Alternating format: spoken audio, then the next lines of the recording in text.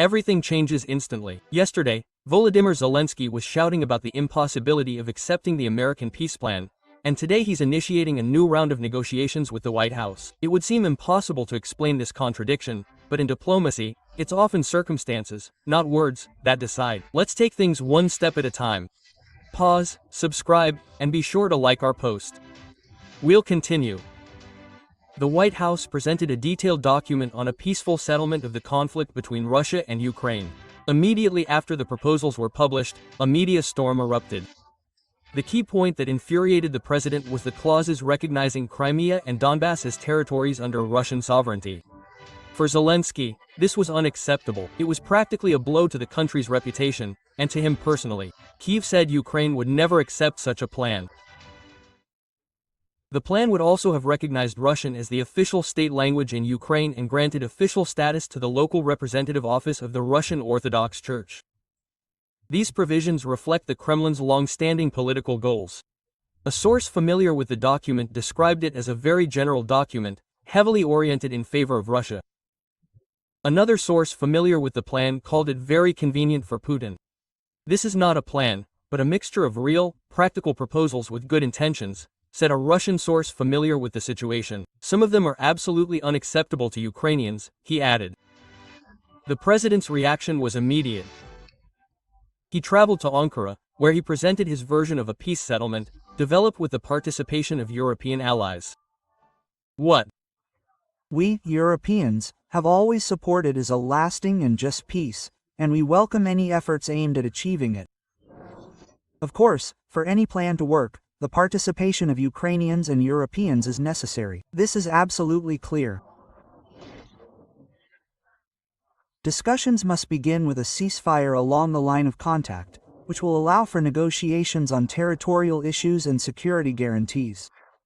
We have said this, the United States has said this, President Trump has said this, and the Ukrainians are ready for this. The only obstacle to orderly negotiations remains Vladimir Putin.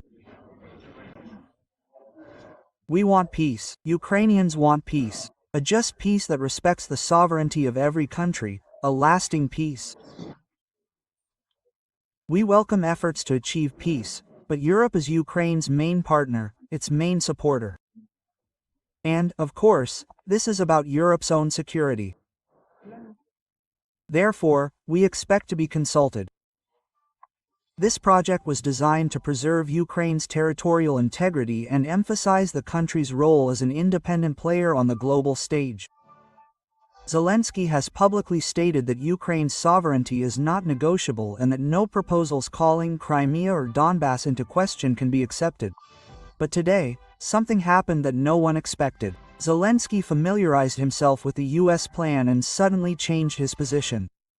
Sources, who asked not to be identified due to the sensitivity of the matter, said the proposal includes, among other things, a reduction in the size of the Ukrainian armed forces. According to them, Washington wants Kyiv to accept the main provisions of this program.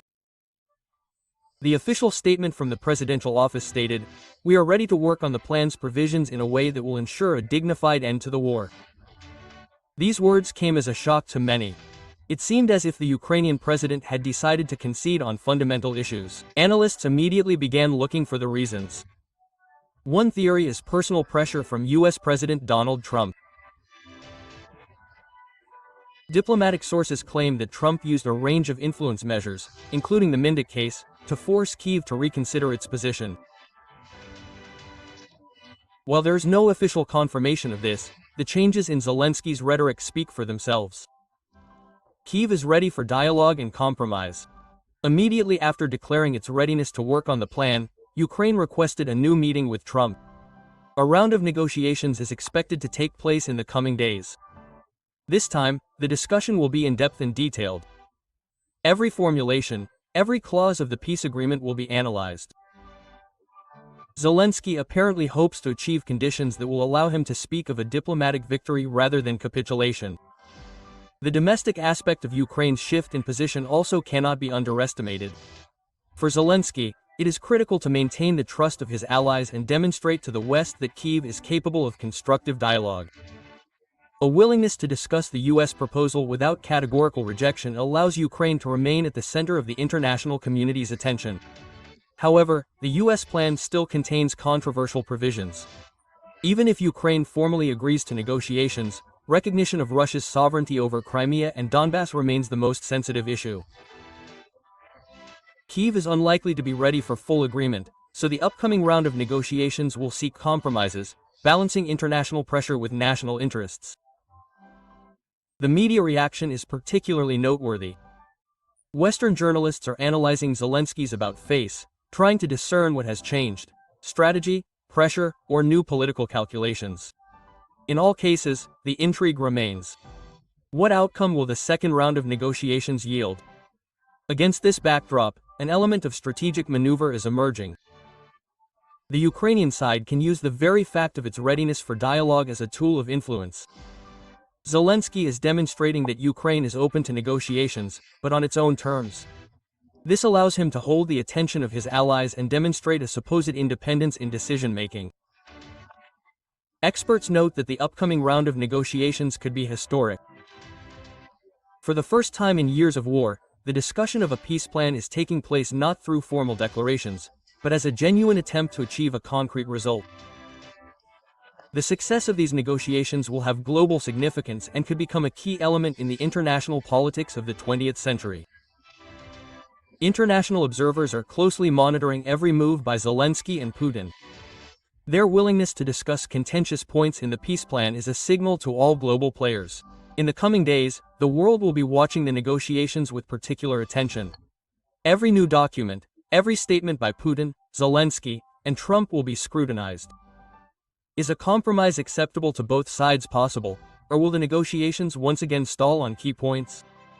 This question is keeping not only Russia, Ukraine, and the United States, but the entire world on edge. The story of the American peace plan demonstrates that international politics is unpredictable, and positions that once seemed unshakable can shift under the influence of circumstances, pressure, and strategic calculations. The world stands on the threshold of new decisions, and everyone's attention is focused on the peace settlement. After all, the plan drawn up by Trump has already been approved by Putin, and Zelensky, under pressure from all the factors currently unfolding, will likely only be able to nod and agree. That's the news, friends. After watching this video, what do you think? Share your thoughts in the comments. See you soon. Good day, everyone. I thought this would be an easy question for me because I have a good relationship with President Putin, but now I'm a little disappointed in President Putin. He knows it. I thought this would be an easy question.